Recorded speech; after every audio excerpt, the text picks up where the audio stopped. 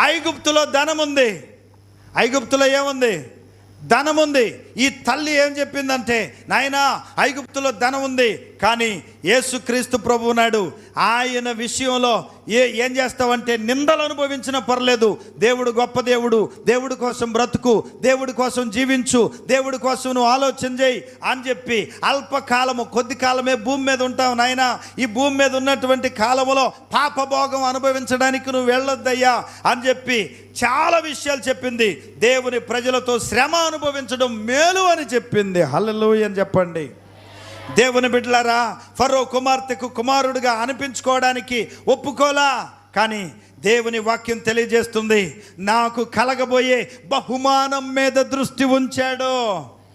ఎవరికి తెలుసు ఇవన్నీ అంటే, తల్లికి తెలుసు. నీకు దేవుడు తెలిసి ఉండాలి, దేవుని శక్తి నీకు తెలిసి ఉండాలి, దేవుడు ఏం చేయగలడో నీకు తెలిసి ఉండాలి.